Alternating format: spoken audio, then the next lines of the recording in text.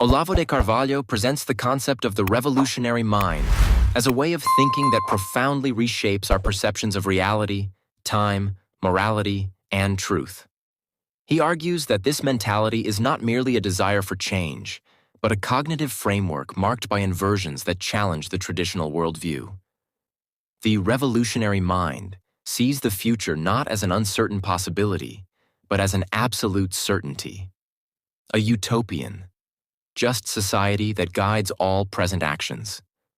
For revolutionaries, this ideal future is so certain that it shapes the meaning of the past and justifies even extreme actions in the present. Unlike the traditional view of time, where the past is fixed and the future uncertain, the revolutionary reinterprets the past and views the future as inevitable. This certainty in an unquestionable future enables revolutionaries to justify almost any action, no matter how violent or questionable, as a necessary step toward achieving the greater good. From a traditional perspective, virtues like honesty, compassion, and justice are absolute values, meaning they are good in and of themselves. However, the revolutionary mind operates with a radical moral inversion. For this mentality, goodness lies not in the present, but in the future. Therefore, the end of a just, ideal society justifies cruel and violent means in the present. Olavo exemplifies this with historical revolutionary movements, such as the French Revolution, communism, and Nazism, where violence was seen as a morally acceptable tool essential for bringing about the promised future. This moral flexibility places revolutionaries in a morally superior position, believing they are building a better society. In this way, the harm they commit in the present is seen as a sacrifice in the name of a higher good. Beyond inverting time and morality, the revolutionary mind also transforms its relationship with truth and reality. To the revolutionary, truth is not something that can be verified in the present, but a promise that will be fulfilled in the future. This future, in which justice and utopia are finally realized, becomes the ultimate criterion of truth. This allows revolutionaries to adapt and modify facts over time, reinterpreting them according to the movement's needs. Reality is viewed through the lens of this certain future, making truth something fluid, dependent on the revolution's objectives. In other words, what is true today might not be tomorrow, as long as this change serves the purpose of achieving utopia. Olavo also highlights how science has been used to justify revolutionary ideals, citing examples of how Nazism and socialism used science to legitimize their visions.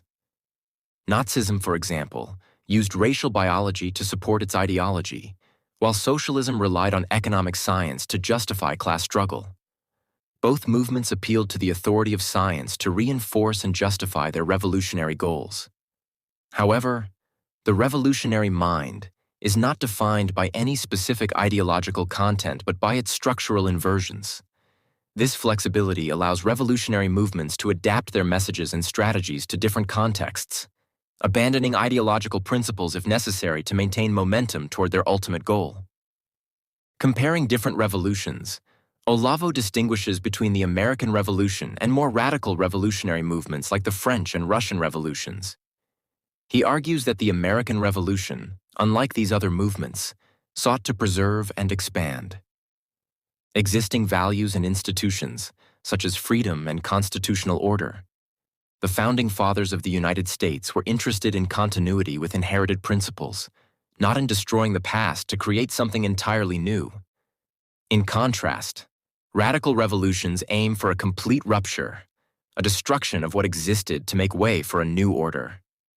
In revolutionary narratives, there is also a final inversion, the reversal of subject and object. Revolutionaries often cast themselves as victims, justifying violence as a necessity imposed by those who resist the movement. For example, Che Guevara justified revolutionary violence as a sacrifice that he and other revolutionaries were willing to make, positioning themselves as martyrs.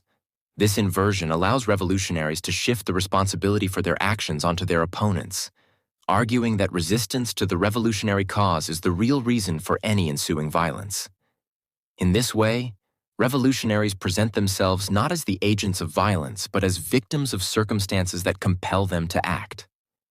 Throughout history, the revolutionary mind has shaped not only the movements that embraced it, but also the societies and historical narratives it influenced. Olavo de Carvalho argues that this mentality persists and adapts over the centuries, maintaining its basic structure of inversions and shaping the way history is viewed and how events are interpreted. He invites us to recognize and question these inversions, understanding the profound impact they have had on how we interpret the past, present, and future. The strength of the revolutionary mind lies in its adaptability and insistence on the certainty of an ideal future, allowing it to continue influencing society and contemporary thought.